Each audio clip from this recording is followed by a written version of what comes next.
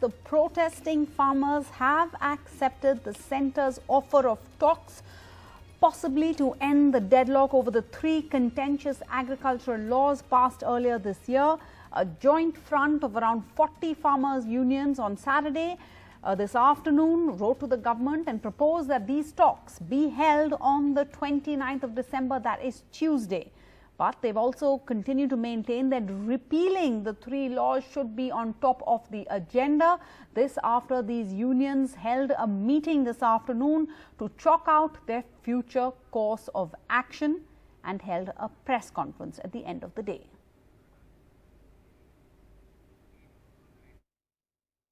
अफसोस है कि इस चिट्ठी में भी सरकार ने पिछली बैठकों के तथ्यों को छिपाकर जनता को गुमराह करने की कोशिश की है। हमने हर वार्ता में हमेशा 3 केंद्रीय कृषि कानूनों को निरस्त करने की मांग की। सरकार ने इसे तोड़ मरोड़ कर ऐसे पेश किया मानो हमने इन कानूनों में संशोधन की मांग की, लेकिन सरकार ऐसे दिखाती है मानो इस मुद्दे को हम पहली बार उठा रहे हैं। इस चिट्ठी के अंदर सेक्रेटरी साहब ऐसे कहते हैं, आप तो नए नए इश्यू लेके आ रहे हो एमएसपी के। अरे हम तो पहले दिन से इसका जिक्र कर रहे हैं। पूरे सरकारी तंत्र का इस्तेमाल कर किसानों के खिलाफ दुष्प्रचार बंद करें। आप जानते हैं पूरा अमला लगा हुआ है किसानों के खिलाफ प्रचार करने में।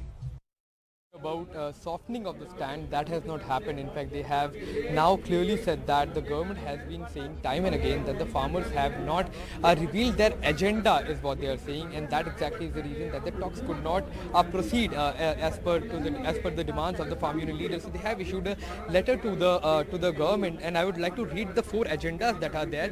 The first is to modalities to be adopted to repeal the 3 farm acts. Now that is the core demand of the farmers who are here at the Singhu border. The second is that to make the mechanism to be adopted to make remunerative MSP recommended by National Farmers Commission into a legal guaranteed entitlement for all the farmers. Now they have been saying that at least 23 crops should be included in the MSP list, and anyone buying the crops below that price should be legally penalized. The third is also very important, as we are talking about the stubble burning and air quality commission that penalizes farmers who are burning their stubble, and the fine was up to 1 crore rupees. So they are saying that changes to be made in that, and a penalty should go for the farmers. The third is also very important, that is changes to be made in the draft electricity amendment bill 2020 to protect the interest of the farmers. Now these are the 4 agendas. So the farmers have clearly stated that they will be going and talking to the government, but in advance they are issuing their agendas, and the government should be coming prepared to talk on these issues, and nothing less than that will be acceptable to the farmers. Also, a plan of action has been issued by the farmers. They will be celebrating 27th and 28th December as the Martyrdom Day to mark the martyr of the sons of Guru Tegh Bahadur, is what the farmers here are stating. On 29th, talks with the government will happen, and on 30th there will be a tractor rally on the bypass from the Singhu border going to the Tikri and then to the Shahjahanpur, so covering all the main important protest sites that are there. Also on 31st, they are asking all the people who are in Delhi, in Haryana, at the nearby areas should come and spend their night with the farmers here at the Singhu border. So that also is an invitation to the people to join the farmers and see for themselves that what exactly is happening at the Singhu border. Also the farmers, in fact, Sarah, have issued very strong statements today. They have said that the government has misled the public, stating that the farm union leaders have been asking amendments, whereas they have been asking modalities to be decided on repealing of these farm laws. So that is a very strong statement, directly blaming the government as well as the Prime Minister Narendra Modi of lying, is what the farm union leaders are saying right now. The farm union leaders will be resuming talks with the government.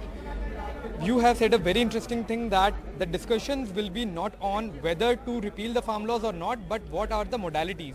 Explain, tell us more about that.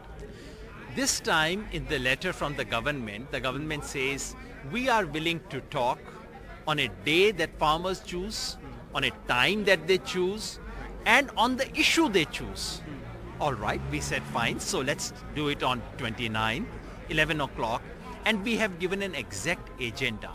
The agenda is modalities of the repeal of the 3 laws, number 1. Number 2, mechanism for giving legal status to MSP. Number 3, modifications required in the Pollution Act to save the farmers. Number 4, modifications required in the electricity draft will. These 4 issues are there.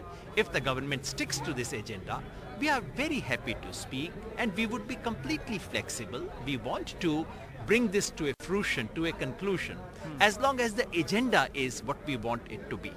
Sir, it's very clear from the speech of Prime Minister yesterday that the government is not rethinking about the things that they have said earlier as well, that is to repeal the farm laws or not to. So what will be the plan of action when the discussions happen? What will be your first thing that you say to the government?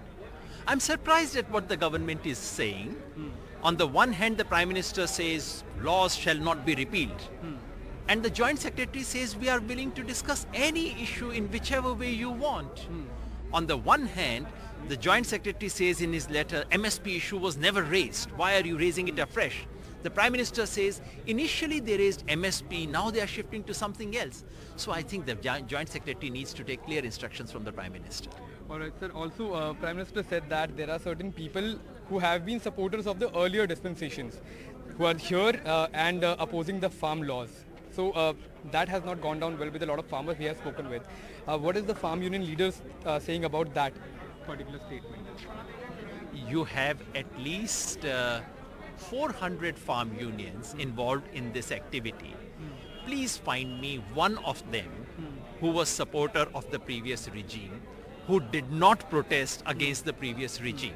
For ourselves, we can say we protested against the previous regime as well. And I have been saying again and again, this country has never seen a pro-farmer regime in the history of this country. This one is particularly viciously anti-farmer.